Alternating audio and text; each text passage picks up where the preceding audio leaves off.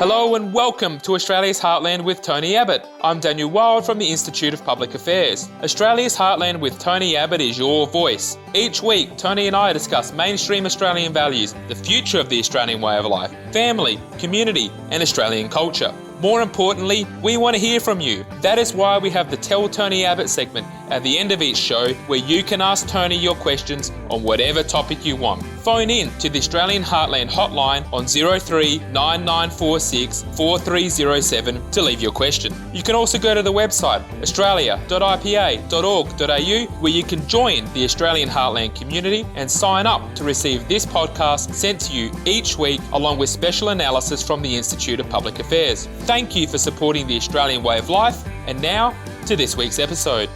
Hello, Tony, and g'day to all of our listeners. It's wonderful to be with you all again for another edition of Australia's Heartland with Tony Abbott. However, you may be listening to this podcast on Spotify, YouTube, Apple Podcasts. Make sure you hit subscribe or like so that you don't miss an episode. Tony, lots to talk about as always. I'd like to begin with a small topic, which is the future of freedom of speech in Australia. And I want to get to the issue of censorship by big tech companies. But to begin with, I'd like to start by getting your assessment and your thoughts about what has happened to freedom of speech and tolerance for different opinions in Australia over, say, the last 2 or 3 decades. I think there's no doubt, Daniel, that we are not nearly as good at having a civil conversation as we were. The problem is a more divided and more polarised society tends to assume that those who disagree aren't just wrong, but they're bad as well. And that's why the whole national conversation is becoming much more ragged, much more judgmental, much worse tempered. And social media tends to be an echo chamber. We only listen to the voices that we like. We can curate the stuff that we get online to, again, only listen to that which we like, which means that we tend to think that most of the world agrees with us. And those that don't agree with us, as I say, they're not just people who have a different position, but they somehow inhabit a different and lesser moral universe. And I think this is a huge problem. Add to that the fact that we don't have a shared understanding of our history anymore. We don't have a shared faith, by and large, anymore. The glue that holds society together is not as strong as it was.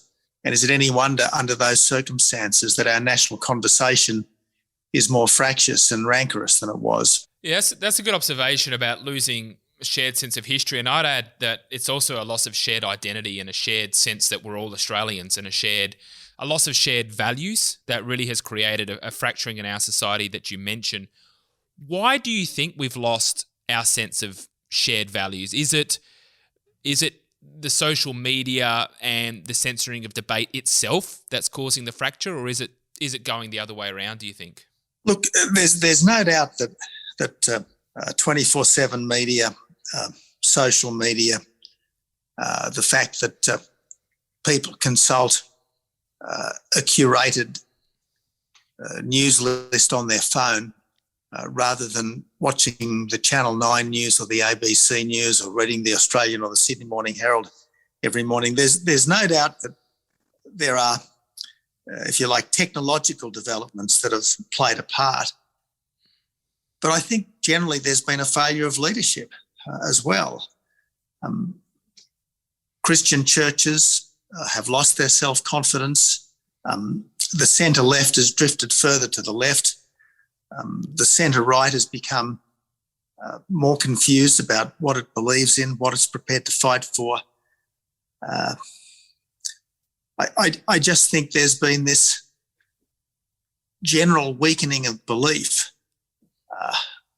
amongst those which are the traditional social builders, and a strengthening of the critique amongst those who have been the long-term social critics. And I think this has all played its part.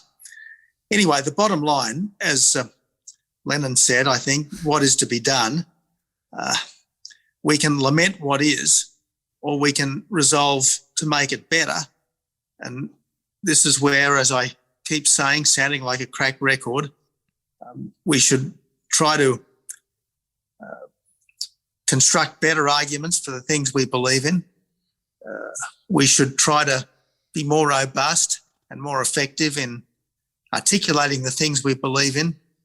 And we should do whatever we can to nudge the institutions that matter, whether it be the church we go to or the social club we belong to or the political party we normally support. We've got to do everything we can to try to nudge these institutions in better directions. One of the institutions that matter and that's been increasing in their prevalence is, of course, social media and the big tech companies. Now, I reckon they might need a bit more than a nudge, given how much influence they're having on our debate. And the context for this is Paul Whitaker appeared before a Senate inquiry into media diversity yesterday, and Sky News was in July heavily censored by YouTube, having over 20 of its videos deleted from the platform and being banned from putting up any new videos for a week. And one of the things that Paul Whitaker said was, and I quote, "Why do they, as in YouTube, get to decide what is and isn't allowed to be news?" Tony, you have a lot of experience in public life, 3 decades in Parliament, a Prime Minister, a Member of Cabinet for a long time. A lot of these issues were just emerging on the horizon at that time. Did you think that tech companies would ever exert such influence over our debate? Well, no, because this is all a recent development, and this wasn't something that was really on the radar of government back in 2013 or thereabouts, although it's obviously something that government does need to think about and figure out a response to now. Look, the big tech companies have always claimed that they're platforms, not publishers, and yet when the platform suddenly starts being choosy about who's allowed onto it, it's not really a platform. It's becoming a publisher, and it needs to adhere to the same sorts of rules that publishers are required to operate under.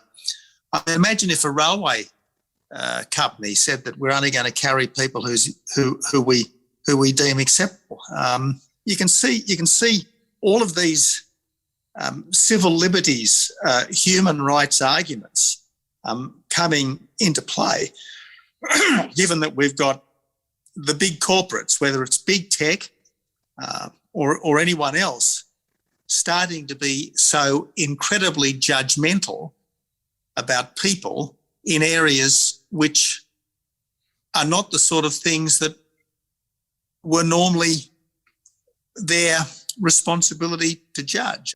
Tony, I want to pick up a thread of this conversation that's been a part of the last few minutes, which is the role of religion and organised religion, if you like, in Australia over the last few decades, but especially during the COVID crisis. And I want to talk more generally about the role of faith in public life as the context for this. Now, after graduating from Oxford University in the 1980s, you trained for a brief period of time as a seminarian for the Catholic Church. And it wasn't that brief, Daniel. It was 3 years, right. In fact. Well, okay, 3 years. Brief for some, but long for others. Would you consider that? Did that, when you look back on that, do you think that was a long time, or did it go pretty short? Look, it didn't go quickly at the time, I've got to say. What do they say? Time flies when you're having fun. I wasn't having all that much fun. But look, it was something that I needed to do. Back when I was a kid at school, my great mentor, Emmett Costello, planted the seed in my mind of the possibility of becoming a priest. And being a youngster who took the holy faith seriously, I didn't instantly dismiss it, although I didn't find it particularly appealing. Over the years, the thought kept coming back to me, And I eventually thought that there was only one way to deal with it, and that was to give it a go and see how it went. Now, in the end, it didn't go that well. I discovered that I was a square peg in a round hole. And frankly, when you're in a hole, once you realise it's a hole, you probably should stop digging. So after 3 years, I did. But nevertheless, to this day, I take faith seriously. I don't claim to be the world's greatest Christian or Catholic, but I certainly take it seriously. And I think all of us need purpose in our lives. I think all of us need to try to make sense of the great mysteries. And I think that Christian faith is probably the best way, certainly the best way I've come across of trying to make sense of the mysteries. You make an important point about everybody needs meaning. And I reckon what's happened in Australia over the last couple of decades, and this has been exemplified with COVID, is as fewer Australians identify with a religious faith, particularly young Australians, they identify more with other modes of being that give them meaning.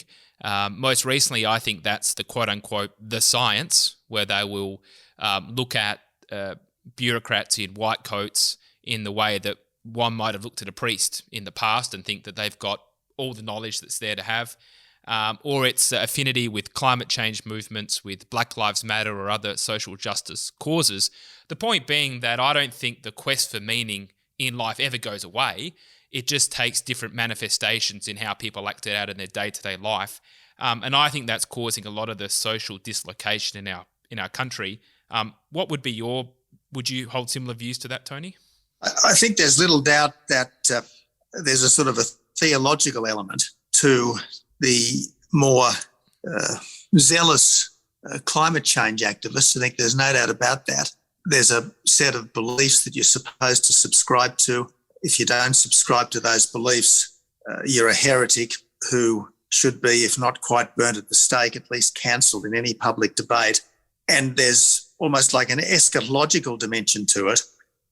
If we don't do X, Y, and Z, well, the world will end in fiery terror. Which again is an apocalyptic dimension to the climate cult. So I think there's much in what you're saying. We are creatures who seek meaning. We are creatures who seek a purpose beyond ourselves. I think that's very much inherent in our humanity.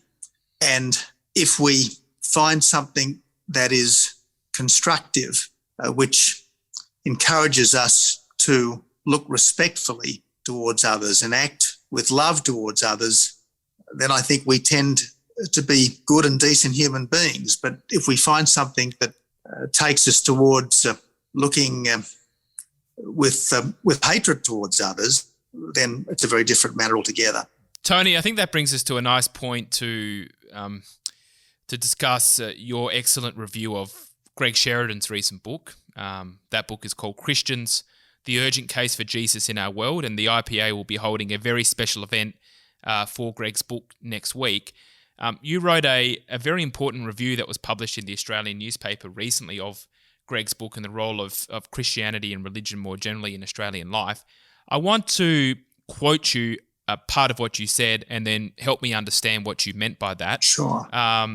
You said, and I quote, "A country that closes its churches in the middle of a pandemic doesn't think much of religion," end quote. Tony, what did you mean by that? Well, the tougher the time, the more important the solace that religion at its best can give. If we are dealing with something which is a serious threat to health and life itself, surely something which encourages us to think that death is not the end, it is merely a transition, is to be welcomed rather than shut down. And this is one of the curious features of the way we've handled this pandemic. Supermarkets are open, pharmacies are open, health workers can go about their business, but perhaps the most important health workers of all, namely ministers of religion, whether they're priests or rabbis or even mullahs, they're subject to all the usual restrictions. So, yeah, as I say, a country that closes churches in pandemics is not a country that takes religion seriously, and a country that doesn't take religion seriously, particularly a religion which has been the animating spirit of our culture for the best part of 2,000 years, is a country and a society which is becoming seriously unmoored, seriously adrift. And is it any wonder that we have so many problems under those circumstances? Well, I want to put to you another quote on that in the context of Australia becoming unmoored from its founding principles that go back to our Judeo-Christian heritage. And from, again, your review, I quote, "Our democracy is unimaginable without St. Paul's ringing declaration, 'There is neither Jew nor Gentile, neither slave nor free, nor is there male and female, for you are all one in Christ Jesus.'" Now, this basic way of thinking, whether you're Christian or not, clearly is the foundation of an egalitarian liberal democracy where it's one person, one vote, and where we are all equal before the law. Can you explain just how foundational that assessment is to our country? Well, it's interesting, isn't it, that if you compare that view of St. Paul from the epistles, how different it is to the previous worldview. The pre-Christian worldview was essentially there's them and us.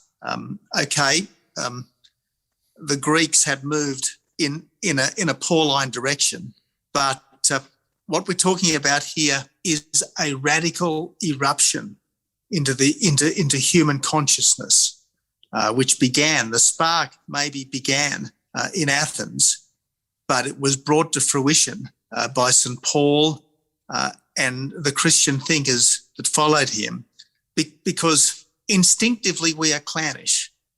Instinctively we defend ours against everyone and everything. And yet what we're being told by the Greeks and then by St. Paul is, no, it's your common humanity which transcends all of these other things, and which means that you have got to treat every other human being with a certain basic respect. And I think this was an incredibly radical idea.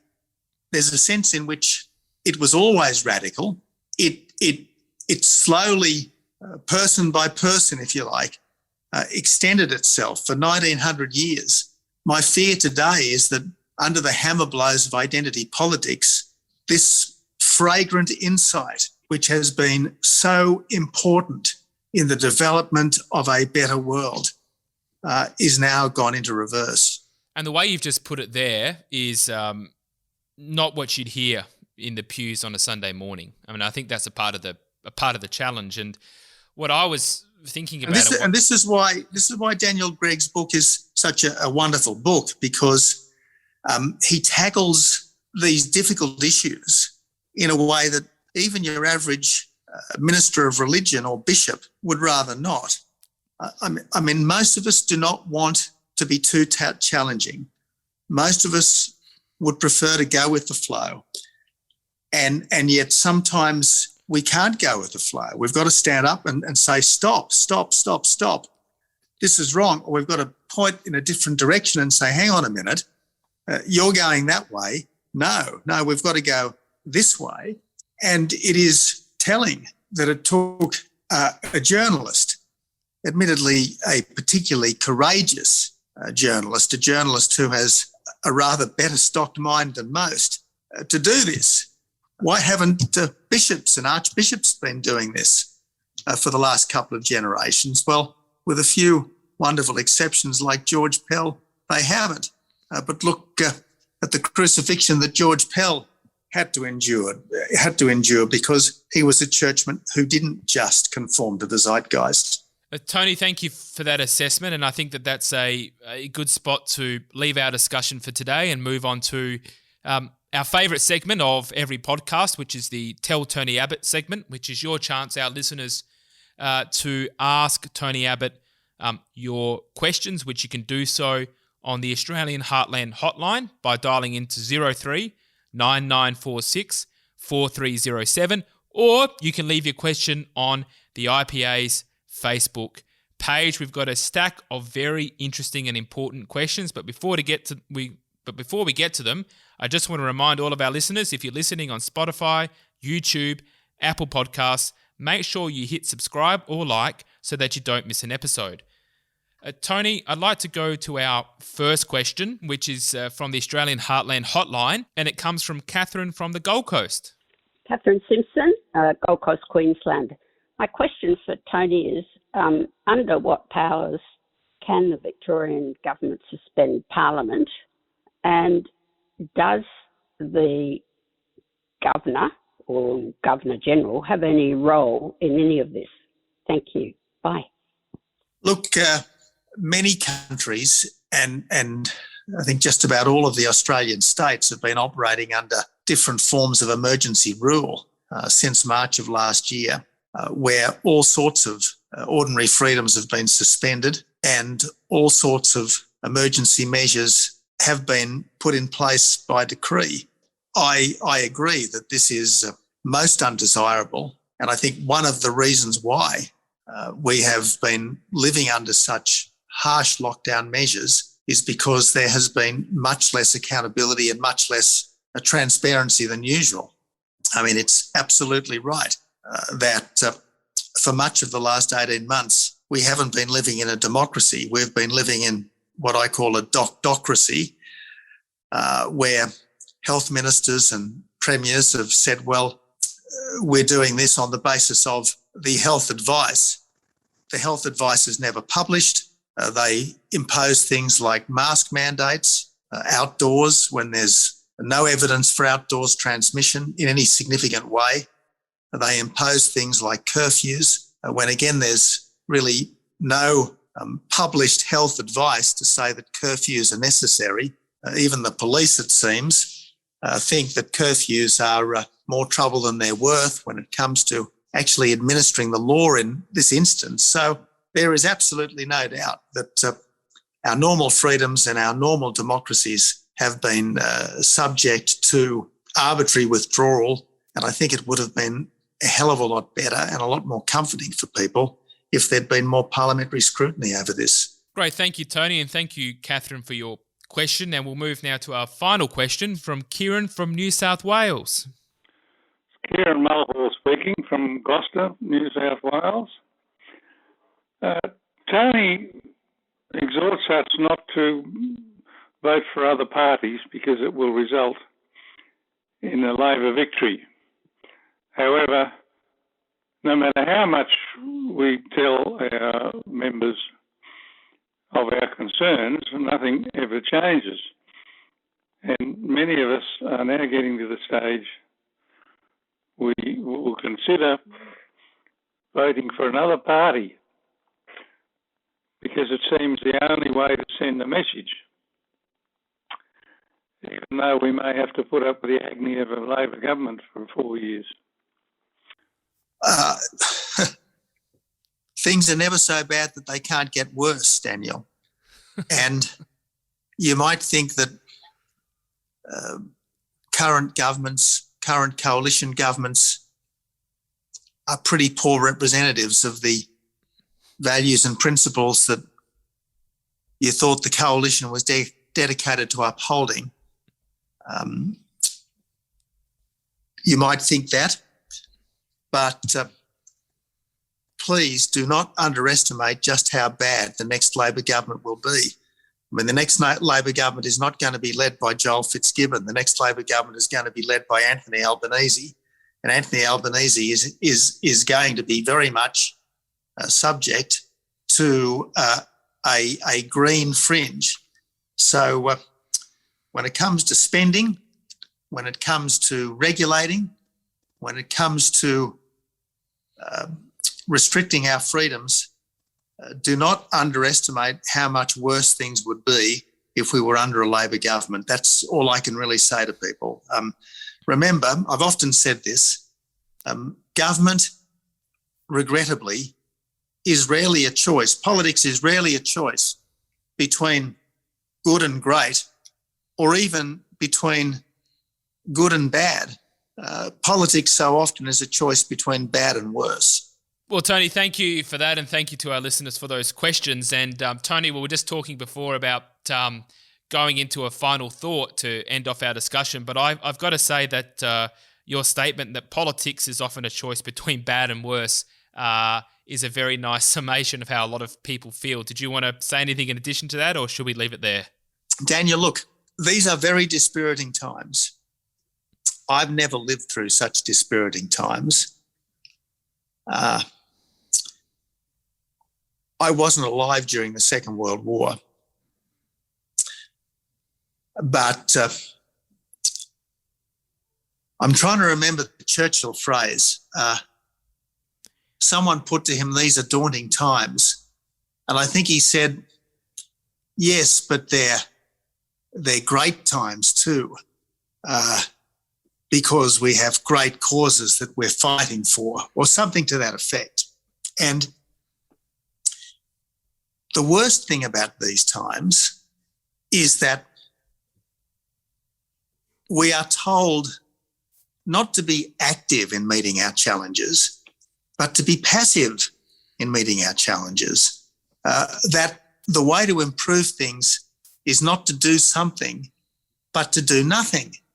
And I just think this is contrary to our nature. And I think this is why so many people are finding this current period so crushing to their spirits. Now, having said all of that,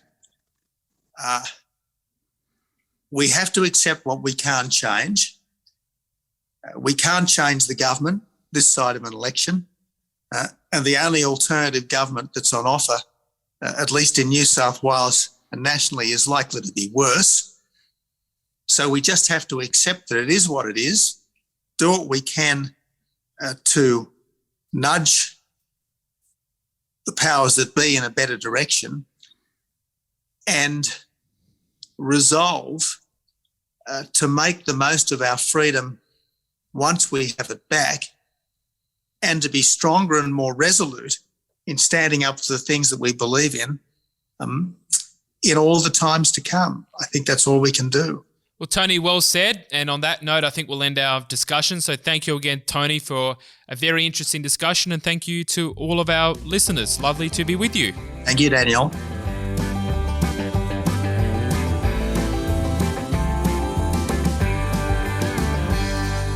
Thank you for listening to Australia's Heartland with Tony Abbott, and thank you for your support of the Australian way of life. This has been a production of the Institute of Public Affairs. To find out more or to become a member, head to ipa.org.au.